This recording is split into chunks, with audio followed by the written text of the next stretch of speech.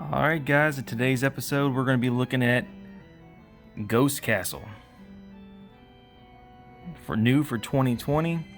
Not from Milton Bradley, but from Buffalo Games this time. Alright guys, word of advice, when you guys are opening this thing for the very first time, it works kind of like a latch on a car hood. You stick your fingers way up in here, it'll come undone. Same thing for when you put the game away. You have to do that latch each and every time. If you don't, it's a pain in the butt to get this thing open, and you don't want to overdo it and damage your game. So you open it up here, and the box itself is going to actually act as the game itself, right? So you got your instructions.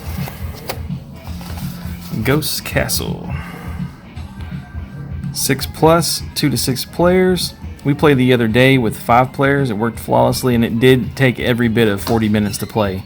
Of course, it was our first playthrough, and we were trying to make sure that we were doing it right. When you open it up, it's going to have your first time assembly.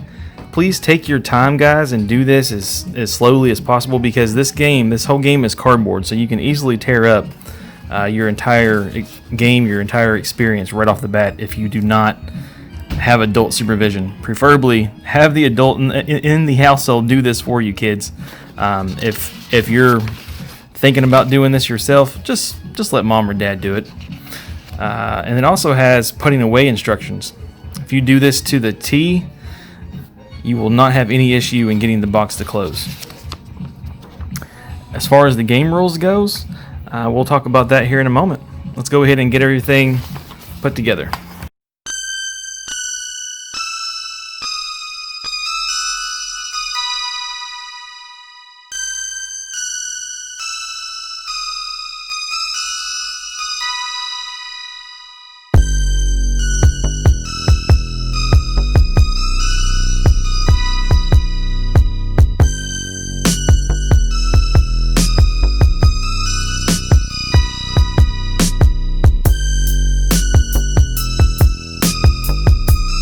Alright guys, everything's back in order. It's built, it's constructed.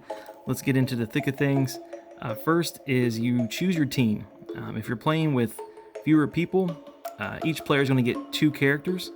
You can keep them, I guess, associated with the teams that come out of the box, or you can mix and match. So for instance, you can take this guy and put him with the older man that I'm about to show you.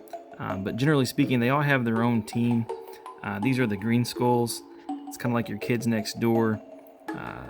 Then you have your paranormal investigators looking like Sam Fisher from Splinter Cell. A little bit of James Bond there. Then you have your treasure hunter looking team. Laura Croft, Indiana Jones wannabes. And then you have your voodoo witch doctor. Get that to focus here a little bit. And your gypsy, fortune teller type chick, Miss Cleo wannabe. So all in all, those are the characters. We used all 8 characters when we played, with each player having 2 characters. I mixed and matched. I think I had the older man there, and I think I had the gypsy on my team. I didn't win though. I think my youngest daughter ended up winning, right? Yeah. Oh yeah. Alright, so let's get down to the rules. Alright, so to start the game, everybody rolls. Actually, scratch that. To start the game, oldest player goes first. So you can do it that way, or you can do what we do. We just roll. Whoever has the highest number wins. If you get the ghost, you automatically go first. So we'll roll here. Let's see. So you would just keep rolling until someone gets the highest number or the ghost. The highest number on the die, I believe, is 4. Or you can get a ghost. Or you can just keep things simple and let the oldest player go first.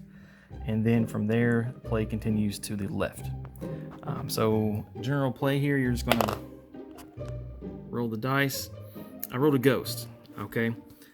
So how that works is you see these footprints here all throughout the game. If there is a player token anywhere on the board that's on a red footprint, and there's also red footprints on the other side in the other 2 rooms, If somebody is there, your turn essentially is over. You don't get to move, but what you do get to do is you get to go up here on top of the castle, the ghost castle, and you get to push this button. When you push that button, that marble ball is going to spill down through the roof, and it's going to come out of one of 4 places.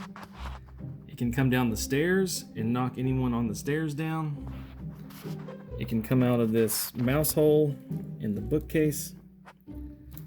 It can come down into this basket, and when it does, a shortcut will open up, and it will knock anyone who's right here on the other side of the wall. It'll knock them back. If you ever get hit by the marble, you have to go back to the nearest blue section. Okay? So if you're on the stairs, you would go back all the way up the stairs to this blue section. And it's the same thing over here. If you get hit by Dracula's selfie there, you got to go back right here. And if you're on the wobbly bridge walkway here, and the marble comes down on that side, knocks the axe down, you're going to fall off that ramp and you're going to come back here. Now, the only players that are ever affected by a marble from the ghost are those that are on a red footprint. If you somehow get hit while being on a green or a yellow space, just go ahead and put your token back up and resume play. Now, you're probably asking yourself, what if there's no one on the red footprint and you get a ghost? You roll again and you move that many times. If you happen to roll 2 ghosts in a row and nobody is on a red footprint, your turn is over. You automatically lose your turn, go on to the next player. Also, you do skip over people. So, for instance, if you're here and another friend is here and somebody rolls, say, a 4, you go 1, you skip over, 2, skip over old man boxcar Willie there, 3, 4. So it's really actually beneficial if you do have people in front of you, because you ultimately get to move more spaces. At least that's how we play. It kind of speeds the game along. All right, let's talk about the shortcut in the game. If you happen to be on this white star here, or this one, and the ball comes down and it activates Dracula's portrait, you can immediately use this shortcut that has opened up through the library. So it doesn't even matter if it's your turn. If you're here or here, you automatically push your person through, okay, and onto this other star. And just to repeat, it doesn't have to be your turn. The person sitting to your right could have done that, could have caused all that mayhem to happen. You still get to go on through. And if there was another person here beside you, they get to go through too. All right. Now, winning the game gets a little trickier. During our play, it seemed like the traps that were, I guess, started the most was the axe over here. And I don't know if that's just how we were dropping the ball. I don't know if it has any kind of technique to it or not. Because if you see here, if you take the roof off and look in here, there's a randomizer. It's kind of like Fireball Island if you've ever played that. You really don't know which way the ball's going to go sometimes. But in our experience, very rarely did it ever go down the stairs. It was almost always this little axe mechanism here. So if you happen to make it to the final room and make it onto the catwalk, good luck with that axe, because it got us I don't know how many times when we were playing. But to the point though, if you move here, say you're right there, and you roll a 5, you can't automatically go in and win. All right, and I say go in, but I meant to say go out. If you're here and you roll a 2, you go here. If you roll a 4, you're still here. So ultimately, you're probably asking yourself, okay, well, if I roll a 4 and I can't get there, and I roll a 3, a 2, and a 1, I can't get there, how am I supposed to get out? Well, you get out by rolling the exact amount needed. So for instance, if I rolled a 1, 2, and a 3, I'm out. If I'm here and I roll a 1, I'm out. If I'm here and I roll a 2, 1, 2, I'm out. So what happened when we played in our first playthrough is that our youngest daughter, she got out super quick. But then, due to the traps and the roll of the dice, I guess, we all pretty much caught up with her, and we all eventually got one of our teammates out. To win, you have to get both of your teammates out. Okay? So what happened is we all got one team member out, so we're all essentially tied. And then we all got into a giant log jam right here. The ones that were on the green spots right here were pretty much safe, but all of the other ones that were coming in late got stuck on these red spots, and the axe kept coming down, getting us, and thus putting us back to that blue spot right there. So that went on for a good, I don't know, probably 10 or 15 minutes while everybody kept trying to roll their 1 or their 2 or whatever it was that they needed to get out, to get their second person out so they could win the game. That's pretty much how you play. That's pretty much the gist of it. I'm going to go ahead now real quick and give you guys a tour of the ghost castle itself.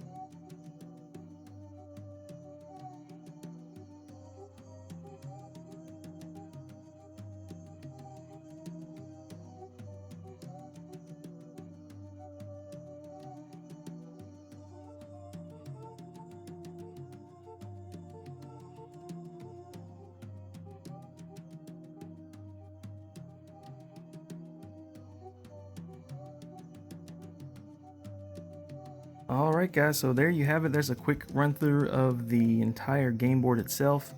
You have the gallery, you have the, what I guess would be the entranceway that you're trying to reach so you can get the heck out of the ghost castle before you get trapped in there forever, according to the rules.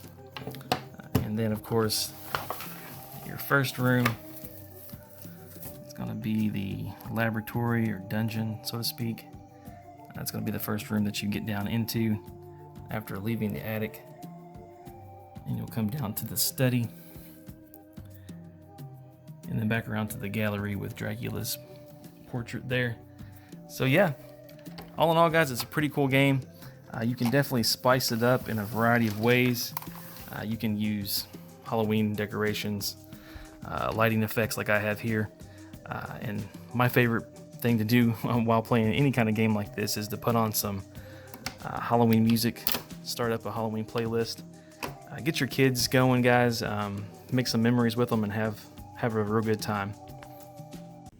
All right, guys. Before I go into my final thoughts, I just wanted to touch upon one last thing that I wanted to share with you guys, and you'll probably notice this the first time after you play the game, and that is this game has a huge potential for house rules. You could add different rules. You could alter the current rules. Have your players go backwards instead of forwards, meaning you start at the door at the front and try to get to the attic, much like the older game had players doing. What we are going to try next, the next time we play this, is we're going to swap out these generic looking player tokens, right? And we're going to replace them with the Playmobil Scooby-Doo characters. So each player will essentially be one member from Mystery Inc., right? And then we're going to work together as a family and choose which monsters are going to populate all 4 of the rooms. And then I think what we'll do is we'll put 4 monsters in one of the 4 rooms, and we'll choose one of the yellow spaces to make them occupy that. So if you land on that yellow space, you're going to get attacked by the monster, and you're going to go back to blue. To spice it up though, each one of these toys, they come with these, let's see if I can get a better shot here. They come with these case files. So I think we were going to lay out these case files and have people randomly pick these, or we may even just put them somewhere along the board prior to getting to one of the monsters. And then if you have the case file on hand, you will know how to avoid that monster and not get caught. Ultimately though, I think when we do this particular set of house rules, we're going to make it to where you start at the front door, you're going into the haunted house, the ghost castle, as Mystery Inc. would do in the cartoons, and you would make your way around, right? And then up the stairs, and the first player to make it across the finish line is ultimately going to be able to nab that dastardly ghost. And of course, we all know what happens after the ghost is nabbed. That's right. He's unmasked. Of course, that time it actually unscalped that poor soul. Sorry, Jeeves. And then, yeah, that player would win. It would be game over right then and there. All thanks to those meddling kids, right? So yeah, I'm going to go ahead and wrap it up, guys, and give you my final thoughts. All right, guys. So my final thought on this game is it's pretty awesome. I was pretty pumped after I saw the commercial. Kind of did some research and saw that this was a retro game. Got me even more pumped. Upon getting it home from Target and getting it put together very carefully so as to not to damage the board, I was pretty much worn out at that point and didn't know if I wanted to actually then continue and play for another 30-40 minutes. But the kids were excited, so went ahead and put my game face on, got the game started, and we had a blast. I'm not gonna lie. If I'm grading this strictly as a game for children, it's a 10 out of 10, no doubt about it. The printout graphics that are on the game, that are present on the game, are pretty eye-popping, pretty awesome. If that strobe light is causing anyone to have a seizure, I'm gonna go ahead and turn that off. My apologies. But all of the player tokens, they're all the generic characters that you would come to expect in pop culture. Probably my least favorite part of the game are the player tokens. The kids definitely loved the ghost the most. You just put that marble in there, it just pushes in there very gently, and then you push the button on the head to launch the marble. So that was probably the best aspect for them, is just trying to hit somebody with that thing, much like it is in the aforementioned Temple Run game. But yeah, guys, this was only 20 bucks.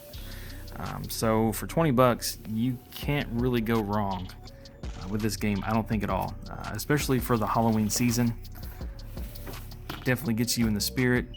Throw up some spooky decorations, some spooky lights, throw on some Halloween tunes, get some snacks, some popcorn, some drinks, and you are rip roaring and ready to go. And it all folds up neatly in the box, and it has that latch on it that I talked about at the very beginning of the video. My daughter brought the strobe light out again, my apologies. Yeah, I mean, it folds up nice and neatly. The latch keeps the box shut, so if it falls out of the closet by accident, it's not going to go flying everywhere, and you're definitely not going to lose pieces to the game in that type of fashion. So yeah, build quality, this is going to last, despite it being cardboard, it should last you a considerable amount of time. It's very well built. The graphics are awesome. The gameplay rules, like I said, it's definitely expandable. The rules are simple. When you're looking through here, you will see, hopefully after you've watched this video, you'll see how simple the gameplay is. It does not take any sort of college degree to figure out how to play this.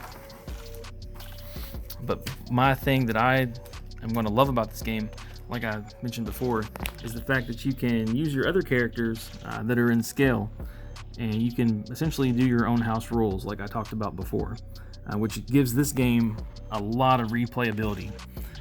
So yeah, me personally, for adults, I'd give it like a 9.5 out of 10.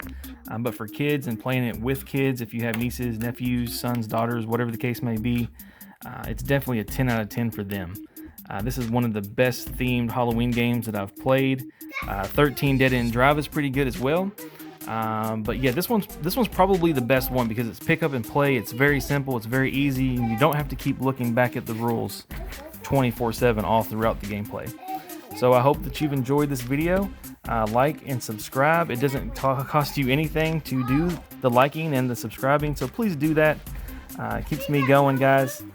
And my little fiend over here, he's ready to let some heads roll.